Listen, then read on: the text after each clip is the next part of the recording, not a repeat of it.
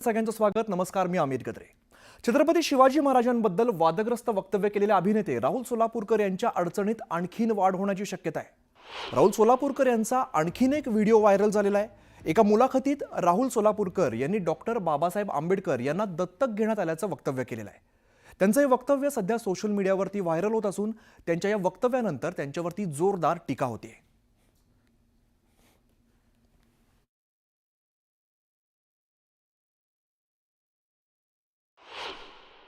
रामजी सकपाळ नावाच्या एका बहुजनाच्या घरात जन्माला आलेला एक भीमराव की जो आंबावडेकर नावाच्या गुरुजींकडनं दत्तक घेतला जातो आणि त्यांचंच नाव घेऊन नंतर भीमराव आंबेडकर म्हणून मोठा होतो.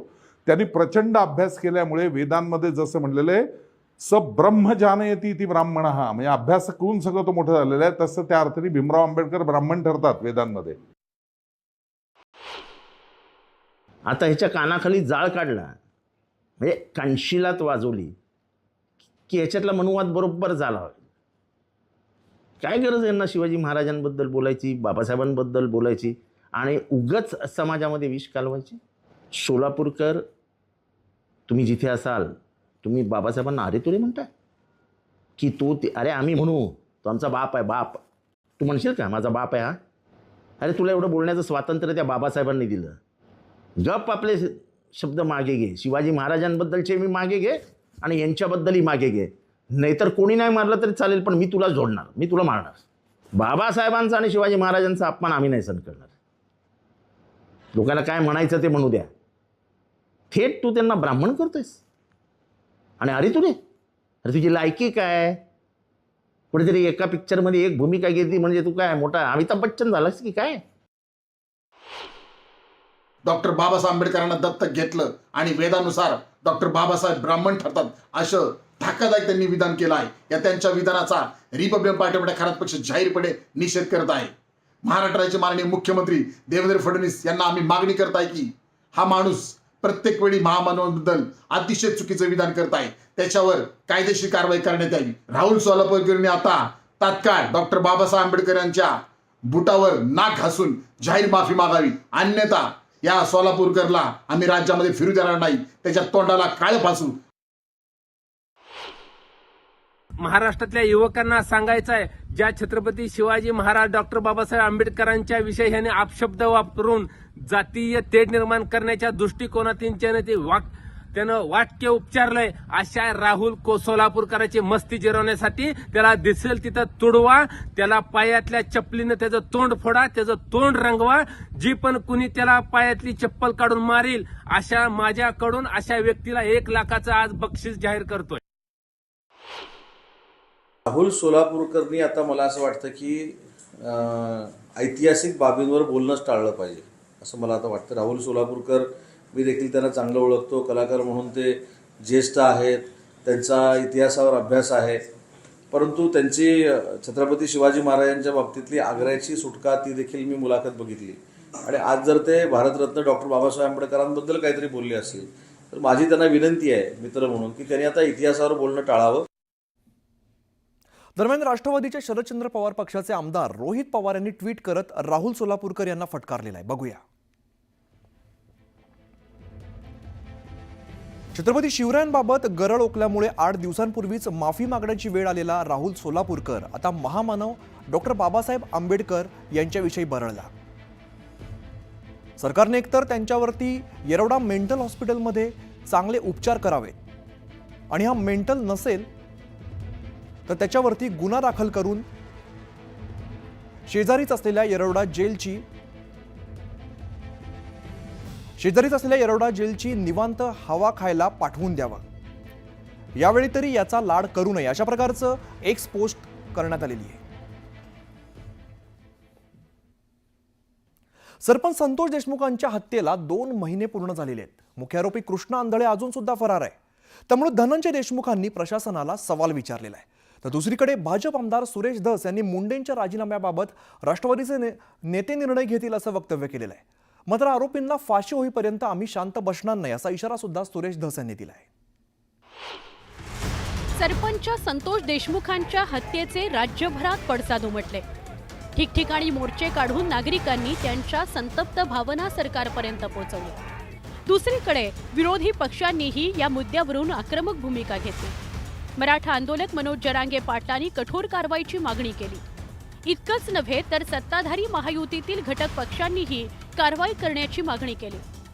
राष्ट्रवादी काँग्रेसचे आमदार प्रकाश सोळुंकेंनी त्यांच्याच पक्षाचे धनंजय मुंडेंच्या राजीनाम्याची मागणी केली होती. भाजपचे आमदार सुरेश धस यांनीही आकाच्या आकाला अटक करण्याची मागणी केली होती. धस यांनी कुणाचंही नाव मात्र घेतलं नव्हतं, पण वाल्मिक कराडच्या आकाला गजाड करण्याची भूमिका त्यांनी सुरुवातीपासूनच घेतली आहे. पण माझं मत असं आहे की त्यांचा राजीनामा घ्यावा किंवा नाही घ्यावा हे सर्वस्वी माननीय अजितदादा, प्रफुल्लभाई पटेल आणि त्यांच्या पक्षाचे प्रदेशाध्यक्ष श्री सुनील तटकरे यांच्या हातामध्ये आहे. यांनी जर मनात आणलं तर त्यांचा राजीनामा तातडीनं होऊ शकतो. आणि आमचं काय आहे, त्यांच्या पक्षाची प्रचंड बदनामी होते ना. त्यांचा पक्ष रॉंग बॉक्समध्ये चालला आहे, आम्ही तर पॉझिटिव्ह बॉक्समध्ये चाललेलो. संतोष देशमुख हत्या प्रकरणातील आरोपींना फाशीचीच शिक्षा व्हायला हवी असं सुरेश धस यांनी स्पष्ट केलंय. संतोष देशमुख यांचे भाऊ धनंजय देशमुख यांनी हत्येच्या आधी कृष्णा आंधळे कागदोपत्री 2 वर्ष फरार होता याकडे लक्ष वेधलं. त्याचवेळी जर प्रशासनानं कठोर कारवाई केली असती तर ही हत्या झाली नसती असा दावा धनंजय देशमुखांनी केला. संतोष देशमुख हत्या प्रकरणाचा तपास वेगानं होत नसल्याबद्दल धनंजय देशमुखांनी प्रश्नचिन्ह उपस्थित केलं. जो कृष्णा आंधळे फक्त कागदपत्रावर 2 वर्ष फरार होता, त्याला एवढं अभय जर दिलं नसतं, त्याला शिक्षा दिली असती तर हा गुन्हा कुठंतरी थांबला असता. याचे सर्वस्वी जबाबदार कोण हे प्रशासनानं आम्हाला सांगायचं. आम्ही नाहीत सांगणार. आम्ही गरीब कुटुंबातून आहे, आम्ही सर्वसाधारण आहे. आम्हाला ह्या प्रश्नांचं उत्तर पाहिजे की याचं कोण जिम्मेदार आहे. धनंजय देशमुख यांनी व्यक्त केलेली नाराजी तसंच विरोधकांकडून धनंजय मुंडेंच्या राजीनाम्याची होत असलेली वारंवार मागणी यावर सरकारकडून काय उत्तर देण्यात आलं ते बघूयात. धनंजय मुंडेंच्या बाबतीमधली स्पष्ट भूमिका सगळ्यांचीच आहे की सध्या त्याची ज्युडिशरी इन्क्वायरी सुरू आहे. त्या प्रकरणाची कोर्टामध्ये मॅटर आहे. काही लोकांना अटक केलेलं आहे. IGच्या अध्यक्षतेखाली SIT नेमली गेलेली आहे, त्याची देखील चौकशी आहे. आणि त्याच्यामधनं जे काही निष्पन्न होईल, ज्या चौकशीतनं निष्पन्न होईल, आमची शिवसेनेची भूमिका स्पष्ट आहे की जे संतोष देशमुखचे मारेकरी आहेत यांना फासावरच लटकवलं पाहिजे. अशी प्रवृत्ती म्हणजे परत वाढणार नाही, ही भूमिका पोलिसांनी घेतली पाहिजे. त्याच्यामुळे जोपर्यंत त्याच्यातनं काही निष्पन्न होत नाही, ते शेवटच्या टोकापर्यंत पोहोचत नाही, तोपर्यंत धनंजय मुंडेंबद्दल बोलणं मला योग्य वाटत नाही. उद्धव ठाकरेंच्या शिवसेनेचे खासदार संजय राऊत यांनी संतोष देशमुख हत्या प्रकरणावरून सरकारवर तोफ डागली आहे. हत्या प्रकरणातील मुख्य आरोपीला अटक का होत नाही असा सवाल संजय राऊतांनी उपस्थित केला. तसंच सुरेश धस यांना प्रोजेक्ट करण्याचा मुद्दाही राऊतांनी मांडला. जर आरोपीला अटक होत नसेल तर देवेंद्र फडणवीस जे सतत तावातावाने बोलतायत कोणालाही सोडणार नाही, हा कायदा सगळ्यांसाठी समान आहे, हे खोटं बोलतायत ना. एक साधा गुन्हेगार त्यांना पकडता येत नाही गृह खात्याला, त्यांच्या गृहमंत्री म्हणून, तर तुम्ही बीडमध्ये जाऊन हारतुरे कसले स्वीकारताय, सत्कार कसले करून घेताय. सुरेश धस आणि देवेंद्र फडणवीस यांचे हात मिळवणे, मनोज जरांगे पाटलांना चॅलेंज जे उभं केलं आहे जरांगे पाटलांनी, त्यांचा जो विषय आहे तो मागे टाकण्यासाठी सुरेश धस यांना पुढे आणलंय का. सरपंच संतोष देशमुखांच्या हत्येला 2 महिने पूर्ण झालेत, पण अजूनही या प्रकरणातील मुख्य आरोपी कृष्णा आंधळे फरारच आहे. त्यामुळे आरोपीला अटक कधी होणार असा सवाल देशमुख कुटुंबीय, सत्ताधारी आणि विरोधी पक्षातले नेतेही करतात. दरम्यान या प्रकरणात केज पोलीस ठाण्यात 8 आरोपींच्या विरोधात खुनाचा गुन्हा दाखल करण्यात आलाय. धनंजय मुंडे यांचा निकटवर्तीय वाल्मिक कराड याच्यावर खंडणीचा गुन्हा दाखल करून मकोका अंतर्गत कारवाई करण्यात आली आहे. मात्र असं असलं तरी मुख्य आरोपी कृष्णा आंधळेला पकडण्यात अजूनही यश आलेलं नाही. त्यामुळे या प्रकरणाच्या तपासावर परिणाम होण्याची शक्यता नाकारता येत नाही.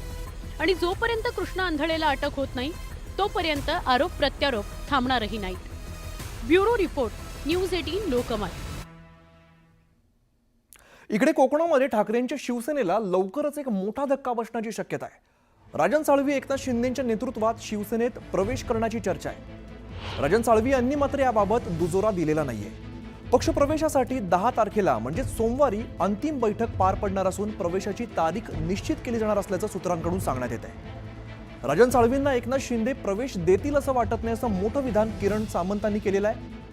तर आपल्याला आणि उदय सामंतांना विश्वासात घेऊनच एकनाथ शिंदे राजन साळवींना प्रवेश देतील असं सामंत म्हणालेले.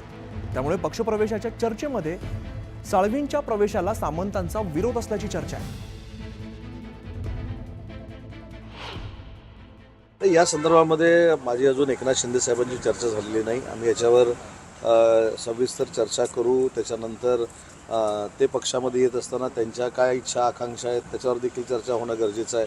माझे मोठे बंधू त्या मतदारसंघातनं त्यांचा पराभव करून तिथे निवडून आलेले आहेत, त्यामुळे त्यांना देखील विश्वासात घेणं गरजेचं आहे. या सगळ्या गोष्टीचा विचार झाल्यानंतरच माननीय एकनाथ शिंदे साहेब.